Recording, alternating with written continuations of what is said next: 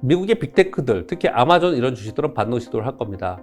그렇기 때문에 오늘 아침에 미국의 나스닥 선물은 반등 시도하는 것으로 보여집니다. 미국은 지금 추세적으로 하락하는 상황이 아니기 때문에 견조한 모습이 계속 나타날 것입니다. 그렇기 때문에 미국은 반등할 수 있어요. 그러나 그 반등은 제한적이고 역부족일 수밖에 없다고 생각합니다. 이미 고점에 대한 심리가 있기 때문에 차익 매물을 내놓아야겠다는, 즉 매도를 해야겠다는 심리가 점차로 강화되고 있기 때문에 그렇습니다. 전반적으로 미국 시장은 신고어 지수를 경신하는 강세 속에서 주요 기업들의 실적 발표가 종료되었습니다. 거기에 변이 바이러스가 확산되고 있습니다. 거기다가 8월에서 9월 사이에 연준은 테이퍼링 관련해서 정책 변화 가능성이 있어요. 지금 8월 벌써 들어왔지 않습니까? 이번 달 말에 잭슨 홀팀 미팅이 있잖아요. 잭슨 홀 미팅이요. 이런 것들을 보면은 지금 당분간은 호재성 재료보다는 악재성 재료가 더 있구나, 노이즈가 더 있구나라고 생각하면서 차익 실현 욕구가 강화될 것입니다. 그러니 계속 올라가면 매물 맞고 그러면서 아래로 내려오는 그런 특징을 좀 보일 거다라는 겁니다.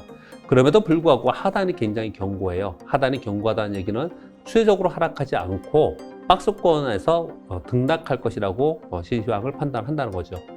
지난 7월에도 굉장히 많은 악재가 있었음에도 불구하고 우리 시장 코스피는 하락을 했지만 코스닥 좋았고요. 미국의 3대 지수는 역사적 신고수를 경신하면서 굉장히 강세를 보였습니다.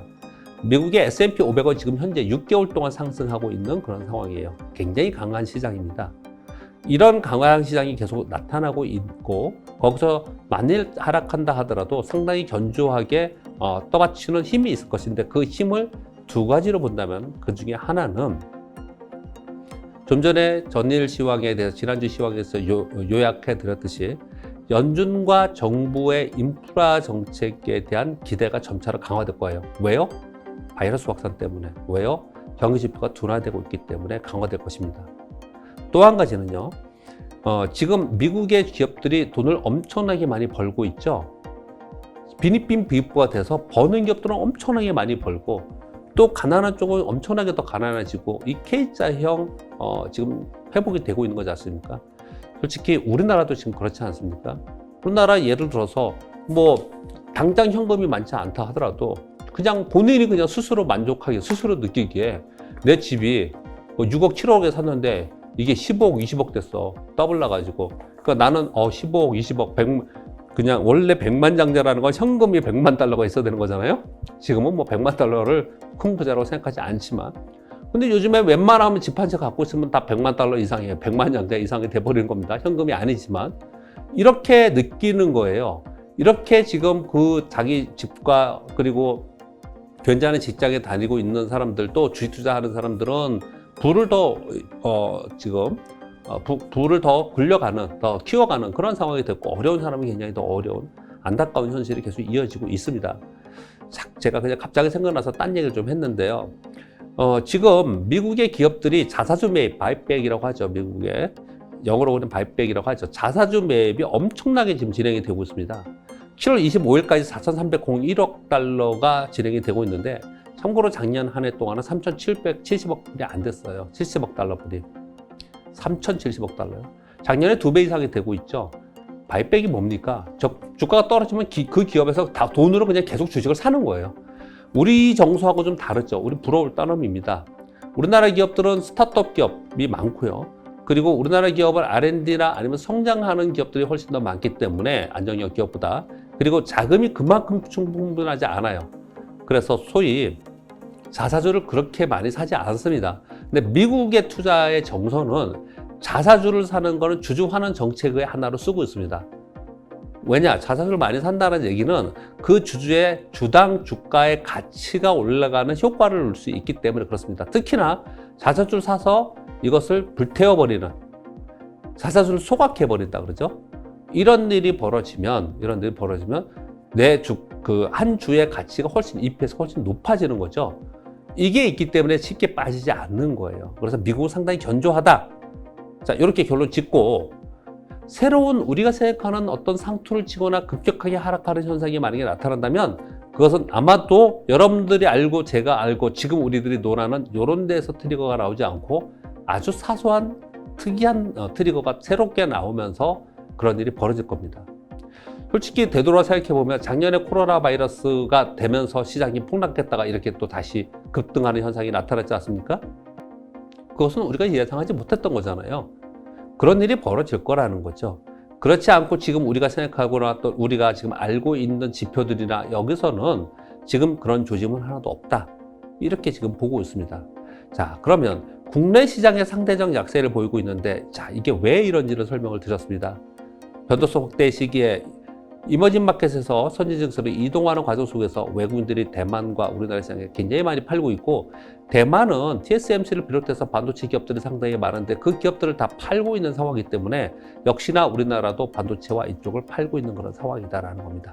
그래서 상대적으로 코스피가 약한 구간을 당분간 더 지나갈 수밖에 없다라는 거예요. 왜? 8월에 우리한테 어떤 상승의 모멘텀이 있는가요? 그런 게 지금 없기 때문에 그렇습니다.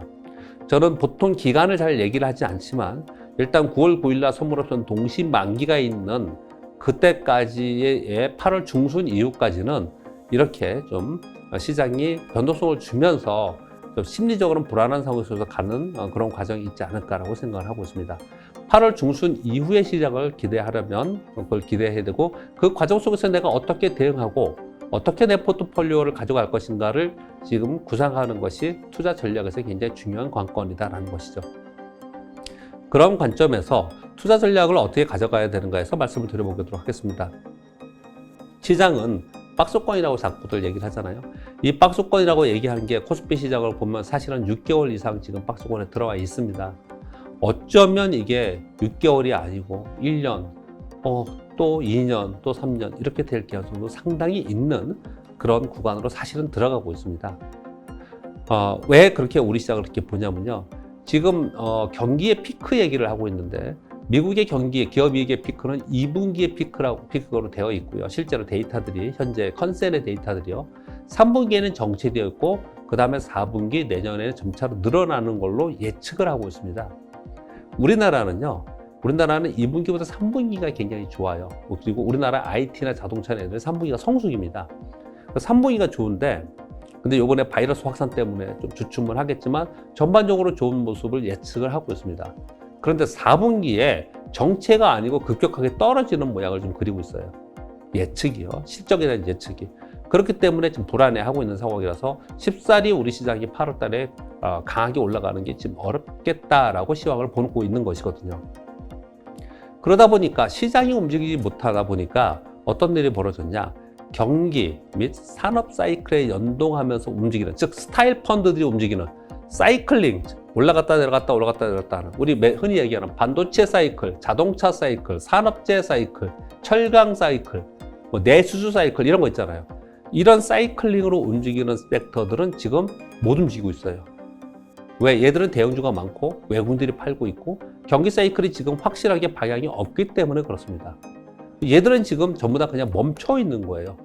이들에서 만약에 여러분들이 반도체나 자동차나 2차 전지나 정유나 화학이나 철강이나 조선이나 이런 거를 만약에 사려고 한다면 그걸 가지고 계시거나 사려고 한다면 그들 기업들 중에서 확실하게 성장 모멘텀이 있고, 성장 모멘텀이라 하면 확실하게 2분기보다 3분기, 3분기보다 4분기가 좋은, 실적이 좋은 이런 기업들의 선택과 집중을 해서 그 기업에 집중을 해서 좋지 않은 데서 팔고 그쪽으로 가면서 집중을 좀 할 필요가 있습니다. 그런 기업들이 어디냐는 건 많이 발표가 되어 있고요. 우리 흔히 그냥 맨 앞에 있는 삼성그룹주 중에서 삼성전자보다는 삼성 SDI, 삼성전기, 삼성바이오로직스 이런 걸 얘기를 하고 있고, LG그룹에서는 LG전자보다는 LG이노텍이나 LG에너지솔루션 이런 걸 더 좋게 보고 있는 거고, 자동차그룹에서는 현대위아나 그 아래에 있는 SL이나 이런 것들을 더 좋게 보고 있습니다. 이런 것들은 그냥 다 보고서에 그렇게 나와 있고 주가 자체도 그쪽이 더 많이 움직이고 있죠. 그런 흐름으로 보시면서 선택과 집중을 할 필요가 있다. 이렇게 좀 생각을 해야 될 것 같고요. 자, 산업재와 그리고 경기와 연동되는 산업 사이클의 경기와 연동하는 그런 사이클들은 제가 지금 말씀드린 대로 당분간은 강세로 갈 수가 없으니 그 중에 선택과 집중을 하고, 또는 불안해서 난 모르겠다 이쪽에 갖고 있는데, 그러면 현금을 조금 들고서 이 기간을 지나가는 수밖에 없어요. 얘들이 떨어지고 있는데 향후에 주가가 오를 거야, 얘들은 성장성이 있을 거야, 이익이 더 늘어날 거야 하면서 이런 종목들이 떨어진 거에 계속 줍줍을 하자, 계속 사야 된다. 이건 굉장히 그냥 너무 막연한 투자인 거지 않습니까? 그거보다는 관리하는 게 더 맞다고 생각을 저는 하고 있고요. 반대로 뉴스나 정책에 의해서 움직이는 테마주들 있죠. 테마주들은 상대적으로 그 돈이 그쪽으로 움직이면서 굉장히 강세를 보이고 있어요. 대표적으로 남북경협이나 메타버스나 ESG 환경 관련된 거나 아니면 중국이 지금 농업과 비료 가격 안정화를 위해서 비료의 내수 공급을 위해서 수출 금지 명령이 떨어졌어요. 이러면서 비료 가격이 오르고 있습니다. 이런 어떤 뉴스나 정책에 의해서 움직이는 주식들이 있어요. 여러분 보시면 비료주 많이 올랐습니다. 요즘에 농업주도 많이 오르고요. 환경주, 메타버스 많이 오르고 여러분 다 아실 거고요. 이들이 지금 움직이는데 이런 건 다 테마거든요. 이런 테마에서 움직임이 나타나는데 여러분들이 선택을 하셔야겠죠. 테마는 장기 투자하는 게 아니에요. 테마는 그 시대의 유행에 따라서 나왔다가 없어지고 나왔다 없어지고 하는 것이기 때문에 그런 종목들은 단기적으로 거래를 해야 됩니다. 그렇지 않고 사이클링으로 움직이는 것들은 계속해서 롱텀으로 가져갈 수 있다는 거죠. 내가 어떤 쪽을 선택해서 투자할 것이냐, 그리고 그 선택한 것에 따라서 내 거래 기간과 규모와 그리고 거래 전략과 타이밍은 전부 다 달라질 수 있다. 이것을 하는 것이 가장 중요한 것이고, 이건 투자의 방법론을 여러분께 설명을 드렸는데요. 사실은 그 사이에서 이도 저도 잘 모르겠다고 하시는 분들은 사실 뭘 해야 되는 거냐면, 내 포트폴리오의 종목이 10개다, 20개다. 그러면 그 종목들을 지금 간추려서 종목을 슬림화시키고, 즉 종목 수를 줄이고, 그리고 나서 선택한 종목에 더 집중하는 그런 거래를 지금 해야 된다. 이렇게 말씀드릴 수 있겠습니다. 오늘 월요일 현재 아까 제가 점심때까지 보니까요, 비차익 프로그램 매도가 계속 있어서 시장이 좀처럼 반등을 강하게 하지 못하고 있는 상황이고요. 반도체 종목들이 좀 움직이고 있어요. 지금 보면요, 오늘 대형주에서 보면요, 삼성전자가 0.89% 오르고 있고요, SK하이닉스가 2.22% 오르고 있고, 삼성전자 반도체 지수가 조금 오르고 있어요. 그리고 테마에서도 보면요, 오늘 하루의 상황을 좀 보면요, 반도체 대표주 동부하이텍, SK하이닉스, 삼성전자 이런 것들이라, 그리고 시스템 반도체 관련 종목들, 뭐 고영 많이 떴네요. 오늘 테스나 대표적인 종목들, 테크윙. 왜 항상 왜 반도체가 뜨면 꼭 뜨는 애들 있잖아요. 얘네들이 대표 종목이거든요. 오늘 반도체 애들이 좀 뜨고 있습니다. 요건 왜 그런가를 두 가지 설명드릴게요. 하나는 제가 해외 차트 말씀드리면서, 해외 설명드리면서 나스닥, 다우존스, S&P 500 굉장히 불안하고 홍콩 항생 상해 급락하고 이러니까 엄청 안 좋은 것처럼 지난주에 막 우리끼리 떠들고 얘기하고 또 불안해했지 않습니까? 그런데 여러분, 지금 상해종합지수가 오늘 더 오르네요. 지금 반등을 좀 세게 주고 있네요. 더 아까보다는 이렇게 세게 줘야지 우리 시장이 안정화되는 거니까요. 그래도 제한적인 거라고 생각하지만 그래도 밑으로 가는 것보다는 반등을 주는 게 좋으니까요. 상해종합지수가 반등을 하는 이유도 다시 한번 먼저 지금 말씀드리고 좀 이따 말씀드릴게요. 지난주에 굉장히 안 좋은 것 같았지만요, 아주 특별한 게 있었습니다. 뭐냐면 미국의 필라델피아 반도체 지수가 역사적 신고 지수를 경신했어요. 이거 우리가 놓쳤죠. 잘 생각 안 했지 않습니까? 아니, 시장은 하락하고 지금 고점 찍고 이제 내려갈 거다 막 두려워했는데 필라델피아 반도체 지수는 신고 지수를 내고 올라갔어요. 얘들은 기업들의 실적이 좋고 향후 전망에 대해서 얘기를 하면서 빅테크에 속해 있는 반도체 하드웨어 기술주들은 다 올랐다라는 얘기예요. 당연히 이것에 우리 시장이 영향을 받죠. 그러니까 오늘 우리 시장에서 삼성전자, 하이닉스가 오르는 배경이 됐다는 거죠. 필라델피아 반도체 지수가 신고 지수인데 우리나라 삼성전자가 0.9, 하이닉스가 2%를 못 올라. 아쉬운 거죠. 오늘 한 3, 4% 올라야죠. 얘 신고 지수 났는데 필라델피아 반도체 지수가. 왜?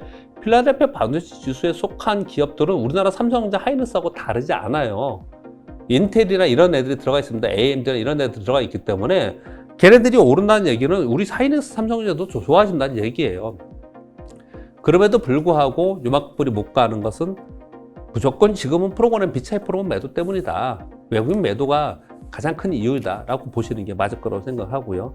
그리고 얘들이 또 올랐던 이유 중에 하나는요, 반도체의 가장 확실한 아니면 신뢰도가 높은 정보를 주는 DRAM 익스체인지에서 7월에 고종가 발표를 했는데요. 32GB 서버 DRAM 고종가가 151달러에서 160달러로 약 5.9% 올랐어요. 이번 3분기에도 이 수요의 공급에 비해서 수요가 좀 둔화되고 있어서 좀 염려를 하고는 있지만 가격은 좀 더 오를 것이라고 지금 예상을 좀 하고 있습니다.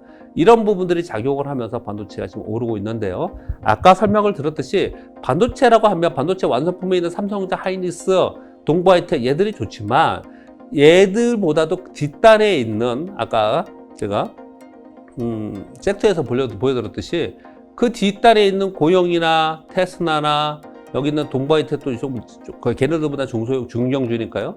그 뒤에 있는 테크윈, 네펙스 얘네들이 한미 반도체, SFE 반도체 얘네들이 더 좋다라는 거예요. 뭐 좋다라는 게 뭐예요? 우리에게 수익을 더 준다라는 거예요. 얘들이 더 빠르게 움직이기 때문에 지금요. 그러니까 이런 쪽으로 거래를 하는 게 완성품, 그러니까 대형주보다 낫다라는 거예요. 왜? 대형주가 당연히 더 실적도 좋고 더 좋음에도 불구하고 어떤 경우에는 지금은 거기는 외국인들이 계속 매도를 하고 있기 때문에 수급전 요인으로 못 오르고 있다는 거죠. 외국인들이 매도를 하고 있으니까 수급전 요인으로 못 올랐으니까 못 오르는 걔네들을 사가지고 기다리면 이익을 더 많이 주지 않겠냐? 더 안전한 거 아니냐? 물론 그렇습니다. 그런데 그거는 결론적으로 외국인들이 나중에 매도를 멈추거나 아니면 다시 매수하면서 시장이 올라서 그들이 올랐다는 가정하에 하는 거잖아요. 그럼 미래의 시황입니다. 미래의 시황이 그렇게 녹록한가요? 그거는 판단하기 이제 어려운 거거든요. 즉 시황이 올라가지 못하고 박스권 안에 있더라도 이 종목은 올라갈 수 있어 라고 보수적으로 생각하면서 어떤 종목에 접근을 좀 해야겠죠. 이런 것들 때문에 오늘 반도체와 반도체 부품이 오른다라는 특징을 좀 말씀드렸고요. 좀 전에 상하이 종합지수가 보니까 비교적 만든 폭이 점차로 이제 커지고 있는 그런 상황을 좀 보여주고 있는데 홍콩 항생은 그렇게 크지 않은데 상하이 지수는 좀 올라오고 있네요. 지금 보니까 오늘 분봉으로 보더라도 오늘 추세적으로 쭉 계속 올라오고 있습니다. 이거 추세적으로 오르는 게 굉장히 좋죠. 지금 한 10시 이후에 계속 올라오고 있네요. 중국이 여기서 좀 강하게 반등할 개연성이 사실 있습니다. 그럼 왜 그러냐면요. 중국의 제조업 PMI를 발표했는데 무려 17개월 만에 최저치를 발표가 됐어요. 7월에 제조업 PMI가 50.4로 발표됐습니다. 시장 컨센이 하회됐고요. 생산 및 수요가 전반적으로 둔화되는 상황이 됐습니다. 3월의 정점 후에 계속해서 하락하고 있는 상황인데 이유는 원자재 가격이 급등했고요. 폭우와 코로나19 재확산 영향으로 인해서 전반적으로 제조업 PMI, 즉 경기 지표가 둔화되고 있다는 거예요. 그래서 IMF에서는 중국의 경제 성장률을 8.4%에서 8.1%로 하향했습니다. 그럼 나쁜 거네요. 네, 나쁜 겁니다. 경기가 안 좋아지고 있는 거예요. 중국이 안 좋아지고 있으면 그러면 우리 주식 투자자는 어떤 생각을 하는 거예요? 야, 이거 중국이 요즘에 맨날 구조조정하고 빅테크 규제하고 막 그러는데 중국 시장 막 떨어지는 것도 가만히 뒀는데 이렇게 경기가 안 좋은 거는 주식하고는 다른 얘기잖아요. 이렇게 되면 야, 이 경기 부양책이 나올 가능성이 높겠구나. 이것이 반영이 되면서 중국 시장이 반등을 하고 있다라고 보시면 되지 않을까라고 생각합니다. 자, 지금 전일 시황 얘기하고 이번 주 시황 전망 좀 말씀드렸고 우리가 어떤 전략으로 여기서 대응을 하면서 잘 진행을 할까라는 말씀을 좀 드렸고 그 대응에서는 사이클링으로 움직이는 종목과 그리고 테마로 움직이는 종목은 대응 전략이 달라야 된다라고 말씀을 드렸고요. 그리고 반도체에 대해서 의견을 좀 드렸고요. 그리고 중국 시장에 대해서 의견을 약간 좀 드렸습니다. 지금은 전체 시장의 흐름보다는 이 안에 섹터와 종목별로 움직이는 시장이 당분간 이어질 수밖에 없습니다. 이 이후에 시장이 방향을 잡으면 그 방향의 사이클링으로 우리가 대응을 좀 해야겠지만 지금 현재는 그렇지 못한 상황이니까 이 시장에서 현금을 가지고 있다면 철저하게 분할 매수를 해야 되고 약간 보수적인 대응을 좀 해야 되고요. 그리고 시장이 가야지만 뜨는 종목들 있잖아요. 시장이 가야지만 뜨는 종목들. 그런 종목에 대해서는 조금 더 좀 기다리고 참고 기다리면서 매수 타임을 좀 낮추는 뒤로 늦추는 그런 거래 전략을 갖고 오히려 중형주와 소형주, 중소형주 그리고 코스닥에서 좀 똘망하는 종목들을 거래하시는 게 이번 주 전략으로 유효하지 않을까라고 생각합니다. 여기까지 설명드리도록 하겠습니다. 이번 주가 8월의 첫째 주인데 좋은 성과 내시고요. 무더운 날이지만 여름은 더워야죠. 여러분 더워야죠. 그러니까 여러분 좀 더워도 좀 참고 잘 이겨내시고요. 다만 코로나 바이러스 확산이 더 확산되지 않도록 우리들 모두들도 열심히 좀 방역에 같이 동참하는 그런 한 주가 또 되었으면 합니다. 이것으로 마치도록 하겠습니다. 감사합니다.